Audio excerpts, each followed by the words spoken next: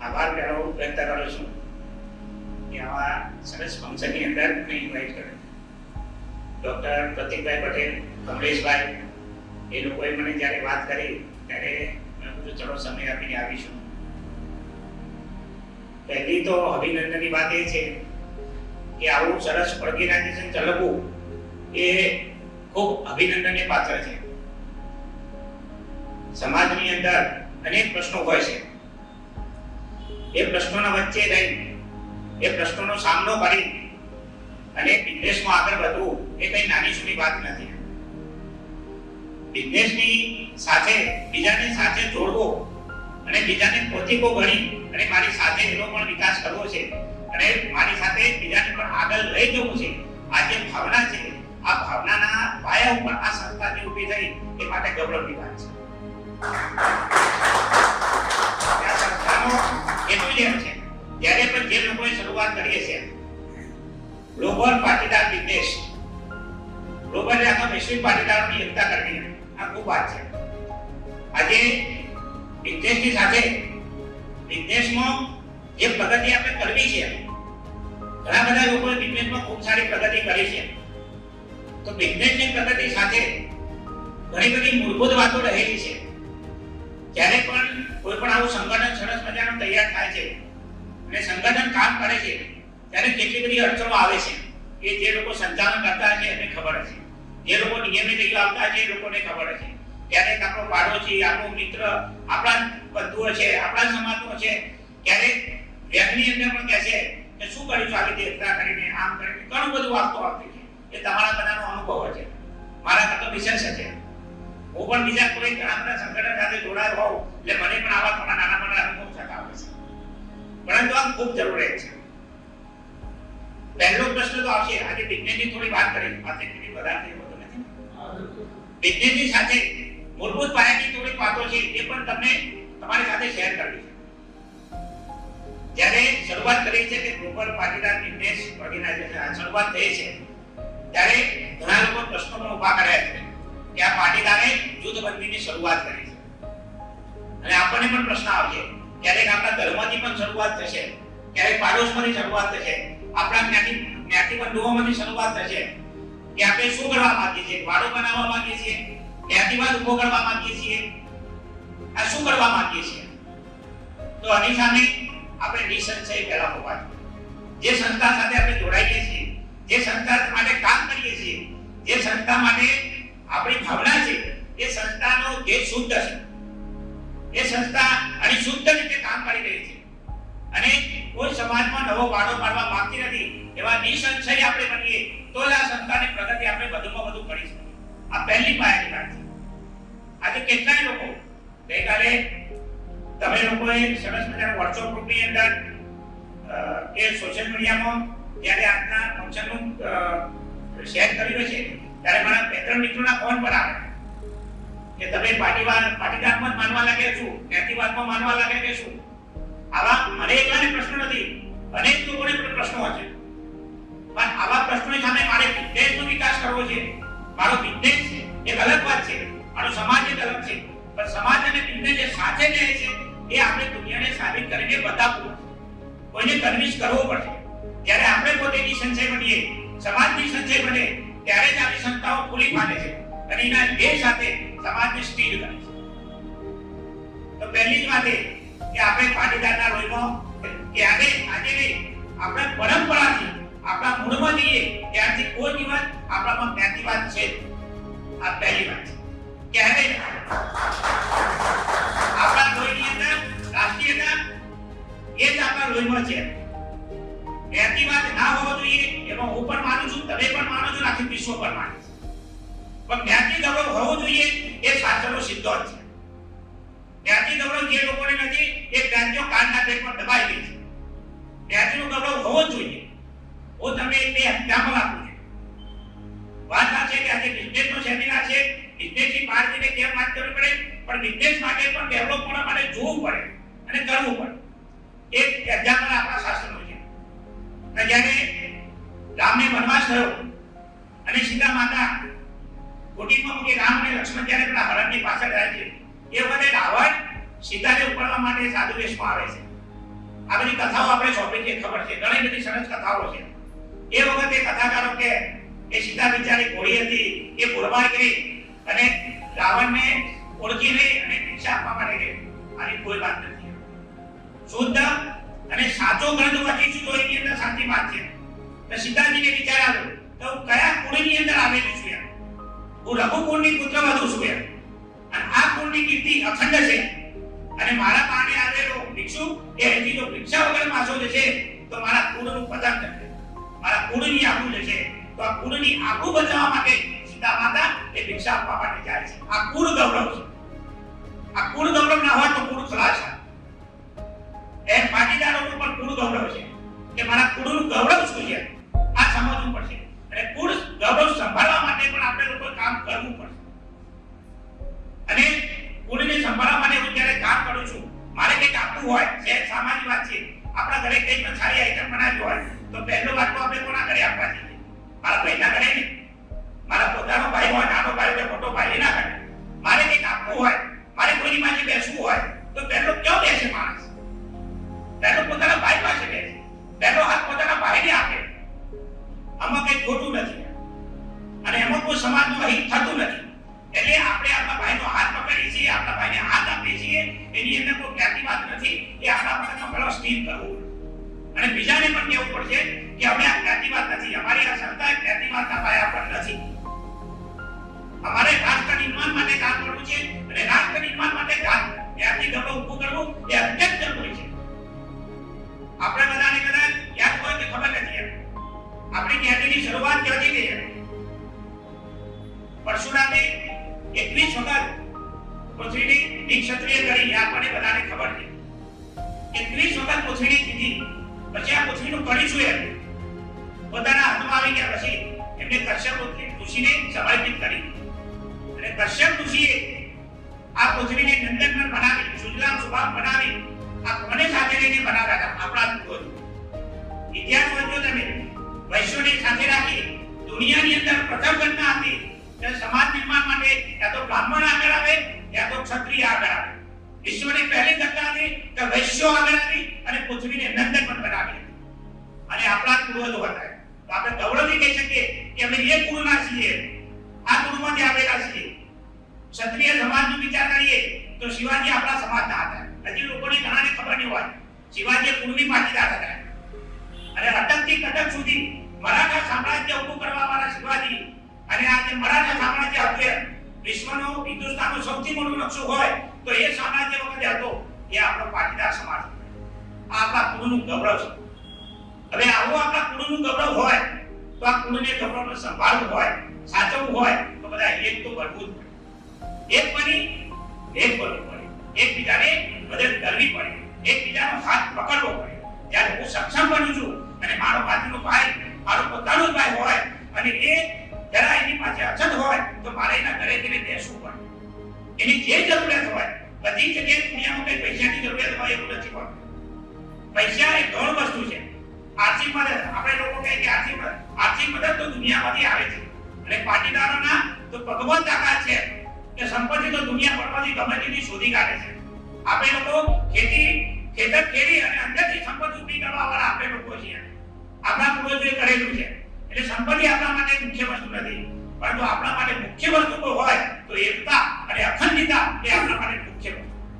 અને આ હંમેશા માટે સંભાળવું પડે, આ કરવું પડે. જ્યારે જ્યારે પાટીદાર દીકરાઓને જો પણ અગવડ પડે છે તો શું મોટી અગવડ પડે છે? તો આપણને સાથ અને સહકારની કમી એ જ્યારે અગવડ પડે છે ત્યારે આપણો પાટીદાર દીકરો નિરાશ થાય છે. આજે દુનિયામાં લોકો એમ કહે છે કે તમે પાટીદાર લોકો આટલી પ્રગતિ કેમ કરી શકો છો? સમાજના બીજા લોકો વિચાર કરે કે કંઈ પણ હોય તો આ લોકો કરી શકે. કેમ? તો આપણી તાકાત દેખાય છે, અને આ તાકાત જે આપણી છે એ મહત્વની છે. અને તાકાતને નાનામાં નાના માણસ સુધી લઈ જવી, આપણા સમાજમાં એક નાનામાં નાના ઘર સુધી લઈ જવી એ મોટી વાત છે. હું તમને એક બે વાત કરું છું કે હું મારું ગામ અલોડા ગામ છે. મારું ગામ બધી જ્ઞાતિઓ સાથે જોડાયેલું છે, પરંતુ અમારે પાટીદાર જ્ઞાતિ અમારું 100 એકર છે. ખૂબ એકતાથી રહીએ છીએ અમે લોકો. અમારી નાની મોટી વાતો અમે શેર કરીએ છીએ. અમે લોકો બહુ મોટું કામ નથી કરી શકતા ગામમાં, પણ મહત્વનું એક કામ કરીએ છીએ કે અમારા ગામમાં પાટીદારનો દીકરો હોય અને એને અભ્યાસ સાથે 12મા ધોરણ પછી કોઈ પણ ફેકલ્ટીમાં જવું હોય તો એને ક્યારેય પૈસાની અડવડ પડવા દેતા નથી. ક્યારેય પણ અમારું એક ઉમા શિક્ષણ નીતિ કરીને મારા ગામની દીકરો અહીંયા પણ છે, એને પણ ખબર છે કે ઉમા શિક્ષણ નીતિ કરીને અમારી સંસ્થા ચાલે છે. આવી શિક્ષણ નીતિઓ ઘણી બધી ચાલતી છે, સમાજમાં બહુ બધી જગ્યા હોય છે. અમે અમારા ગામ પૂરતી લિમિટ કરી, દરેક ગામ આવું વિચારી શકે કે ભાઈ મારા દીકરાને, મારા ગામના કોઈ પાટીદાર દીકરાને કદાચ અગવડ પડે અને એની આર્થિક મુશ્કેલી હોય પણ ભણવામાં જો હોશિયાર હોય, એને ડોક્ટર બનવું હોય, એન્જિનિયર બનવું હોય, આગળ જઈને કોઈ સારા પ્રદેશમાં જઈને સારી ડિગ્રી લેવી હોય, ભણવું હોય, પરંતુ પૈસાના અભાવના કારણે કે આર્થિક સંક્રમણના કારણે એ અભ્યાસ છોડી દે છે, આ આપણા સમાજ માટે દુઃખની વાત છે. જો આવો વિચાર આપણે કરીએ કે મારો એક પણ પાટીદારનો દીકરો આર્થિક સંક્રમણના કારણે એ બિઝનેસ છોડતો હશે, એ અભ્યાસ છોડતો હશે, તો આપણા માટે ખોટી દુઃખદ છે. એ ના થાય, એ વાતનું ધ્યાન રાખીએ તો આપણે ઘણું મોટું કામ કરીશું. અમે લોકો આવું અમારું ચાલે છે શિક્ષણ, એમાં કઈ મોટી મદદ નથી કરતા, પણ એક પણ દીકરાને કોઈ પણ પ્રકારની અગવડ નથી પડતી. એમાં અમારો કોઈ મોટું ફંડ અમે ભેગું નથી કર્યું, પણ સમય આવે અમે એકબીજાના સહયોગથી કોઈને કહીએ ભાઈ આ દીકરાને અગવડ છે, તમે એના પર કેવું કરો. ગામના લોકો, ગામથી બહારથી નથી લાવતા, પણ એવું એક ઊભું કરી શક્યા છે. અને એના કારણે છેલ્લા 10-15 વર્ષની અંદર અમારા ગામમાં ઘણા બધા દીકરાઓ સરકારી નોકરીની અંદર, ધંધાઓની અંદર, એમ કહું તમને છેલ્લા 15 વર્ષની અંદર કદાચ 15 થી 20 ફેક્ટરીઓ અમારી યુગાન્ડા દેશની અંદર અરોરા કાપી બની છે. બનાવે છે, કોઈ મોટા યુનિટ બનાવે, કોઈ નાના, પણ છેલ્લા 15 વર્ષની અંદર 15 થી 20 ફેક્ટરી બનવી એ નાની વાત નથી. અને પ્રદેશમાં જઈને આટલું સાહસ કર્યું, અને સાહસ એ તો આપણા લોહીની અંદર છે, પાટીદારના લોહીમાં સાહસ છે. આ બધી જ વાતો ધંધાકીય જરૂરી છે. આજે મને જે વિષય માટે પહેલે ખાસ કહ્યું છે કે તમે તમારા ધંધાની વાત કરતી હો, હું પણ એક અહીંયા મેં દેખ્યું કે ઘણા બિઝનેસમેનો બહુ નાના ધંધાની શરૂઆત કરી છે. ધંધો નાનો કે મોટો હોય, ધંધામાં જ્યારે આપણે સાહસ બતાવીએ છીએ, ધંધામાં જ્યારે કોઈ પણ બિઝનેસમાં ખંતથી મહેનત કરીએ છીએ તો કોઈ પણ બિઝનેસ આપણને આગળ લઈ જાય છે. મારા જીવનની વાત કરવાનું પહેલે કહ્યું છે, હું કહું કે હું 1995 થી બિઝનેસ સાથે જોડાયો. મારા બાપુજીની એક ઝેરોક્સ અને એક્સટીબિશનની દુકાન હતી. 1994 સુધી મારા બાપુજી બિઝનેસ સંભાળતા હતા. ઘરની બહુ નાની ઇન્કમમાંથી શરૂઆત થયેલી. કોઈ વખતે કોલેજના બીજા વર્ષની અંદર હતો, ભણવામાં કંઈ ભણ્યું નહીં વધારે. પહેલા વર્ષમાં એટીકેટી આવી કે એટીકેટી સ્પર્ધા કરી શક્યો અને બાપુજી બીમાર પડ્યા. પછી ધંધો છોડો, મારે અભ્યાસ છોડવો પડ્યો અને પછી ધંધા સાથે જોડાયો. 1995 થી હું દૂધના ધંધા સાથે જોડાયો. અને પહેલી વખત મને યાદ છે કે 1995 મહેસાણાની અંદર એક પ્રાઇવેટ ડેરી બનેલી. બહુ મોટી ડેરી, એ વખતે નામ મોટું હતું, મોટી કંપની હતી. તો એ કંપનીના ડિસ્ટ્રીબ્યુટર તરીકે મહેસાણાના એક ડીલર તરીકે, ડિસ્ટ્રીબ્યુટર પછી બન્યો, પહેલા ડીલર તરીકે મેં એક પ્લેટ એટલે કે 20 પાઉન્ડ દૂધથી શરૂઆત કરેલી 1995. ધીમે ધીમે મને દૂધમાં અનુકૂળતા આવી અને ભગવાનની કૃપા થઈ અને હું ધીમે ધીમે આગળ વધ્યો. અને એમાંથી ડિસ્ટ્રીબ્યુટરશીપ મને મળી 1-2 વર્ષ પછી મહેસાણા શહેરનો ડિસ્ટ્રીબ્યુટર બન્યો. અને 1995 થી શરૂઆત કરી 2010 સુધી મેં એક કંપનીના ડિસ્ટ્રીબ્યુટર તરીકે કામ કર્યું. 2010 સુધી મેં જાતે રિક્ષા ચલાવી અને મહેસાણા શહેરના વેપારીઓને અને અર્બન રોડ ઉપર મારી ઓફિસ હતી. તો અર્બન રોડ ઉપરની લગભગ મોટાભાગની સોસાયટીની કદાચ કોઈ આવતા હોય તો ખબર છે, તો હોમ ડિલિવરી કરવા માટે હું સાયકલ લઈ અને પછી લુણા લાવે લુણા ઉપર ડિલિવરી કરી છે અર્બન રોડ ઉપરની બધી સોસાયટીઓ. તો 2010 સુધી મેં રિક્ષા ચલાવી અને કામ કર્યું. 2010 થી મારા મગજમાં વિચાર આવ્યો કે આટલી ખૂબ મહેનત કર્યા પછી પણ આપણને યશ નથી મળતું, આપણી મહેનતનું ફળ નથી મળતું. કમાવા મળે છે પૈસા, તો એ વખતે પણ ખૂબ કમાતો હતો. ડિસ્ટ્રીબ્યુટર વખતે પણ મારી પાસે સારી ઇન્કમ હતી અને આજે પણ જે લોકો દૂધના ડિસ્ટ્રીબ્યુટર હોય છે સારું કમાય છે, સમાજની દ્રષ્ટિએ સારું કમાય છે, સારું ઇન્કમ હતી. પરંતુ એમ હતું કે આપણે આટલી મહેનત કર્યા પછી કોઈ પણ કંપની આપણને ગમે ત્યારે ઝુકાવી દે છે. ગમે ત્યારે એ કરે છે.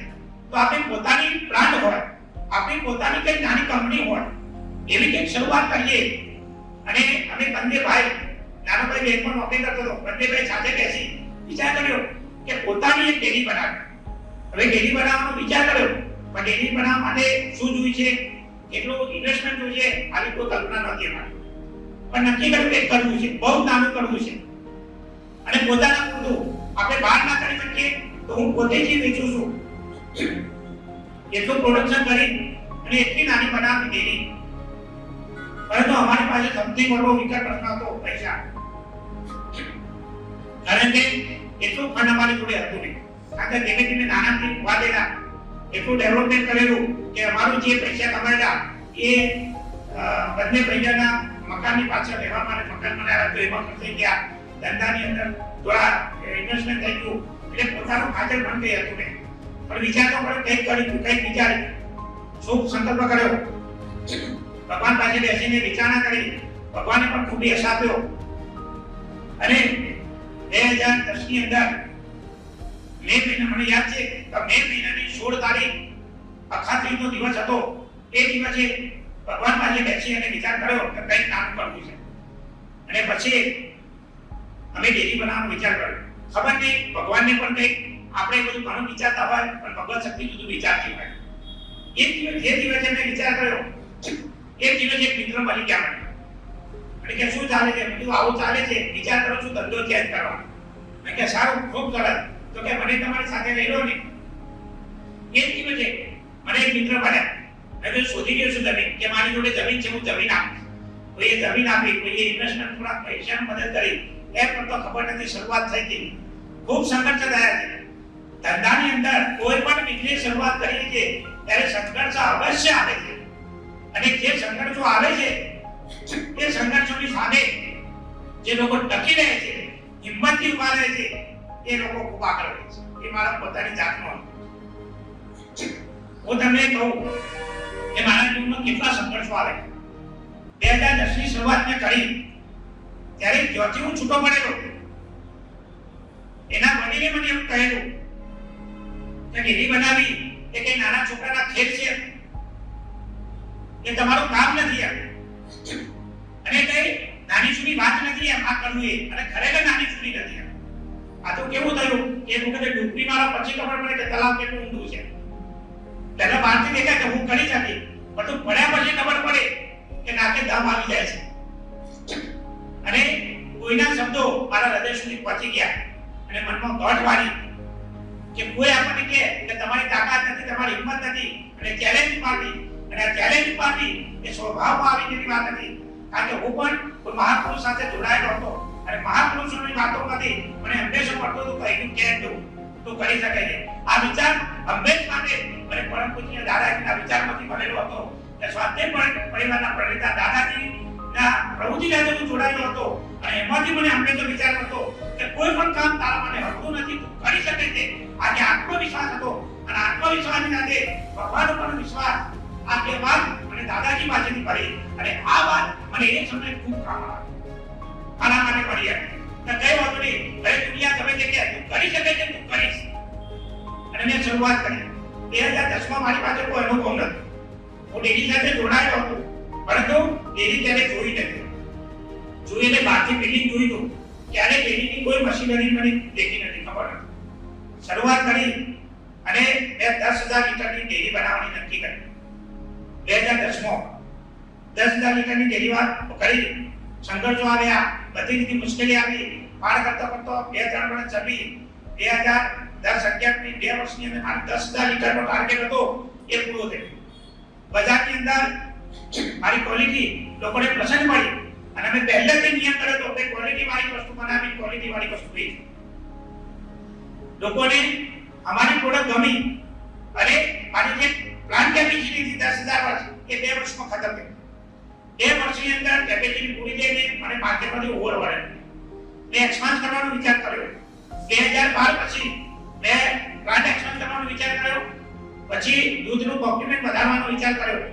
જ્યારે દૂધ વધી પડે, દૂધનો ધંધો એ સૌથી ટભેલા માટે છે કે શિયાળામાં એટલું બધું દૂધ આવે ને કે એને નાખવું કે મોટો પ્રશ્ન હોય. અને તમે બીજા બધા બિઝનેસમાં છો એટલે તમે સોનાનો બિઝનેસ હોય એક સમય સોનાનો ભાવ ઘટી જાય તો ઘરમાં મૂકી રાખો, દૂધનો ભાવ ઘટી જાય કે વધમાં ઘરમાં મૂકી ના રાખો, એને તો સવારે ખરીદીને સ્વાદે વેચવું પડે. આ નિયમ છે દૂધના ધંધામાં. અમારે કહેવત છે કે દૂધ કે મને વેચો ને તો હું તમને વેચી નાખીશ. આ કહેવત છે. યાદ ને સવારે ખરીદોને સ્વાદે વેચવું જ પડે, એમાં કંઈ પણ ચાલે નહીં. સૌથી લાભ છે લોખંડનો ધંધો હોય ને, લોખંડ 3 મહિના આપણા ગોડાઉનમાં પડીને ચાલે, કંઈ ફરક ના પડે. કાટ આવે તો ભાવ વધે, વજન વધે, કંઈ ફરક ના પડે. પણ દૂધના ધંધામાં મેનેજમેન્ટ એટલું ઇમ્પોર્ટન્ટ છે. સવારે ડિસિઝન, બપોરે ડિસિઝન, સાંજે ડિસિઝન, સતત જાગતા રહેવું પડે. અને એ વખતે 2012 ની સાલની અંદર અમારે તો ડેરીમાં દૂધ વધવા લાગ્યું. અમે જે વિચાર્યું અમારું કેલ્ક્યુલેશન ખોટું પડ્યું કે ભાઈ અમે આવી રીતે ધંધો કરી લે, પણ દૂધ એટલું વધી ગયું કે એને નાખતું કયો એ સૌથી મોટો પ્રશ્ન. હવે બજારમાંથી જે ગામડામાંથી દૂધ ખરીદીએ એને ના પણ ના પાડી શકો, આને ના કરાર હોય, એગ્રીમેન્ટ હોય, એ પ્રશ્ન શું કરવું પ્રશ્ન આવે. એ પ્રશ્નની અંદર મને એક મિત્ર મળ્યા ડેરીવાળા કે દિલ્હીની અંદર ખૂબ દૂધ વેચાય છે અને એમાં આપણા મહેસાણાનું દૂધ એનો ખૂબ સારો ભાવ મળે છે. અને ખરેખર આજની તારીખમાં તમે તો દિલ્હી માર્કેટમાં મહેસાણાના દૂધના લીટરે 2 રૂપિયા વધારે પડે છે. આખા ભારતમાં મહેસાણાનું દૂધ લઈને તમે જાઓ ત્યાં મહેસાણાનું છે તો લીટરે 2 રૂપિયા, મિનિમમ 2 રૂપિયા તો વધારે પડે. મારો કોઈ અનુભવ નતો, હું કોઈ દિવસ મહેસાણાની બહાર ગયેલો નહીં. હવે દિલ્હી માર્કેટ, બીજી વાત લોકો એમ કહે કે દિલ્હી માર્કેટ તો ચોર માર્કેટ છે, હજી પૈસા ના આવે અને દૂધનો ધંધો ઉધારીમાં આપવાનું. એક ટેન્કર ભરે જાય એટલે 10 લાખ રૂપિયા ઉધાર. હવે 10 લાખ રૂપિયા ઉધારીમાં દિલ્હી સુધી મોકલવાના, એવા 4-5 ટેન્કર મોકલીને 50 લાખ રૂપિયા રોકાઈ જાય. આપણા ગજવામાં 5 લાખ રૂપિયા પણ હોય નહીં અને આટલું મોટું સાહસ કરવાનું અને ના આપીએ તો પણ રસ્તો નતો આપણી જોડે. કહેવાય કે એક બાજુ ખીર અને એક બાજુ આગ હોય, કોઈ જગ્યાએ તો કૂદકો મારવો જ પડે. હવે વિચાર કર્યો જે તમે ત્યાં દિલ્હી જઈએ, દિલ્હીમાં જે દૂધની શરૂઆત કરી, દૂધ મોકલ્યું, થોડા પૈસા રોકાયા ખરા, એક પણ રૂપિયો ઘટાડ્યો નથી, પૈસાનો સમય રોકાયો, મોટું આર્થિક સંકટ આવ્યું. પણ એનાથી કદાચ કુદરતી નજર કંઈક જુદી હશે. ત્યાંથી મને નવો ધંધો પડ્યો. મને એક વિચાર આવ્યો કે આ દિલ્હી વાળા લોકો આવું શું કરે છે? આખા ગુજરાતનું જેટલું દૂધ વધે બધું દિલ્હીમાં લઈ જાય. આજની તારીખમાં પણ શિયાળામાં દૂધ વધે તો બધું દિલ્હી જાય છે, ઉત્તર ભારતમાં. કોઈના મગજમાં કદાચ ખબર નહીં વિચાર આવ્યો કારણ 2013-14 ની અંદર 12 ની અંદર મારા મગજમાં વિચાર આવ્યો કે દિલ્હીના લોકો આવું શું કરે છે? કે એનું બધું ગુજરાત મારું લે, બીજા બધા પ્રાઇવેટમાં જેટલાના દૂધ બધે બધા ટેન્કરો દિલ્હી જાય, દૂધ સાગરનું પણ જાય. તો આટલું બધું દિલ્હીમાં દૂધ કરે છે. તો મેં પ્રવાસ કર્યો દિલ્હીમાં. નક્કી કર્યું અઠવાડિયા માટે પોતાનો સામાન લઈને દિલ્હી બાજુ જવું, એ બાજુની જે પણ ડેરી, જે પણ ધંધો હોય ધંધા બિઝનેસ પ્રવાસ. અને મારી સાથે એક મિત્ર લીધા, તેઓ ગયો નાની મોટી ડેરીઓ જોઈ. તેઓ ગયા પછી મને ખબર પડી તો આપણે ગુજરાત વાળા બહુ વડમાં પડીએ છીએ કે એશિયાની સૌથી મોટી ડેરી અમારા મહેસાણામાં ફલાણી ડેરી આ. પણ શું છે એ વખતે દૂધસાગર ડેરીમાં કદાચ 15-20 લાખ લીટર દૂધ આવતું હતું. એ વખતે મેં નોર્થની અંદર દિલ્હીની બાજુના ગામની અંદર ડેરી જોઈ. એ ડેરીમાં 45 લાખ લીટર દૂધ આવતું હતું અને પ્રાઇવેટ ડેરી હતી, વ્યક્તિગત માલિકીની ડેરી હતી.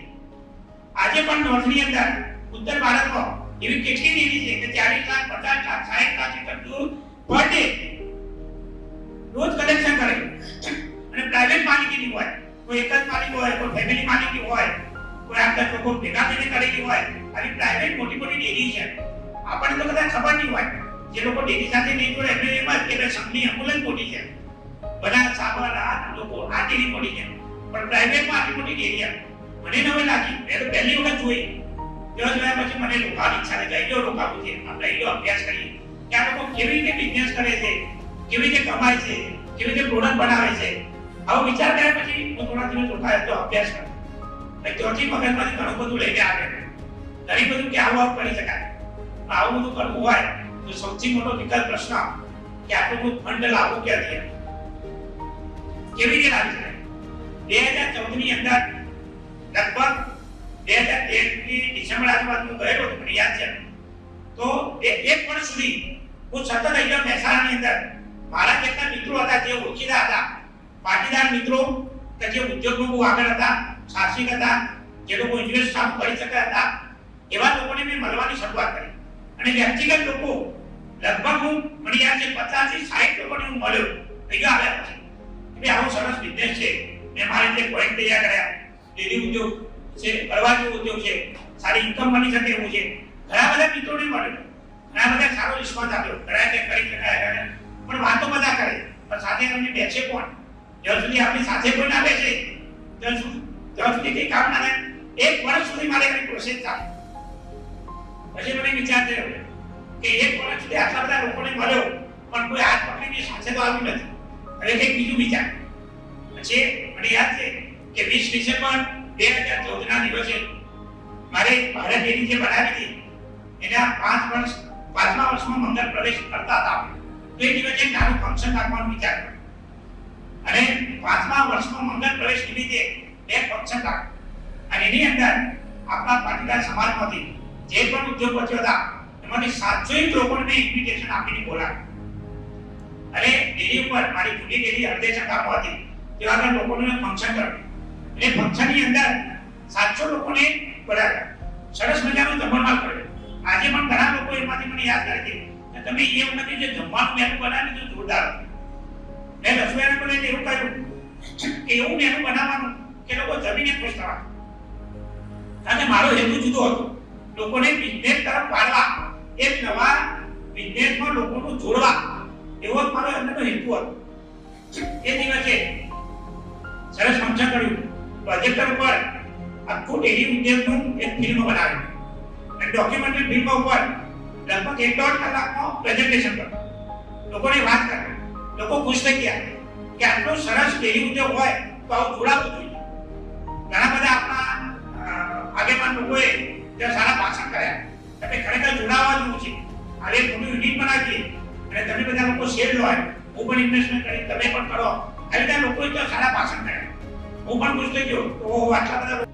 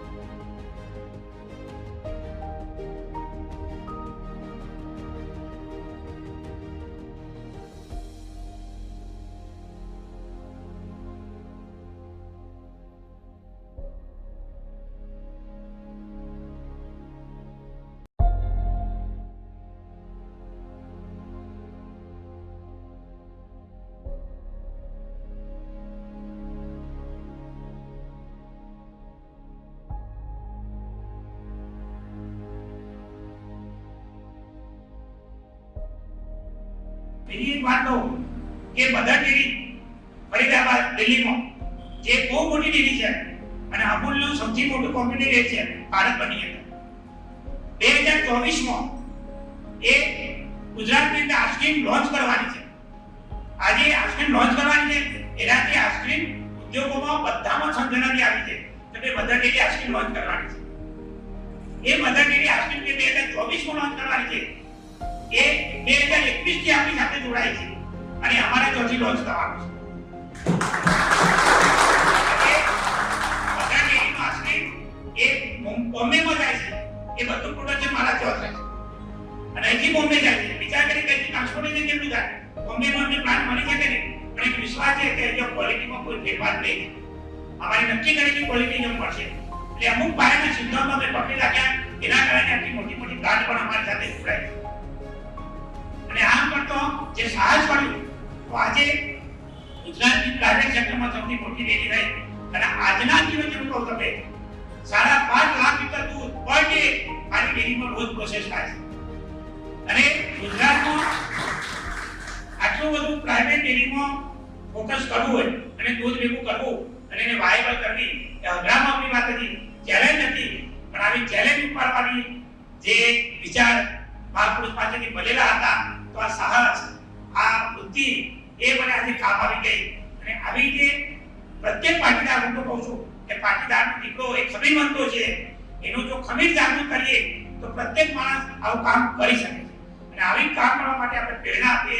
ક્યારેક જરૂર પડે તો પાટીદારના દીકરાઓને જો જરૂર પડે તો ખભો આપીએ, જો જરૂર પડે તો હાથ જેવી ઉપાડવાનો પ્રયત્ન કરીએ. બધી જગ્યાએ કે પૈસાની મદદની જરૂર હોય એવું નથી. અને ક્યારેક બે સારા શબ્દો બોલીને હિંમત આપીશું તો ક્યારેક નિરાશ અને ડેકેડો હશે નાની મોટી અગવડમાં માણસ મેં થયો હોય તો પણ ઉભો થાય કે કઈ વાંધો નહીં, હું પણ આગળ જઈ શકું.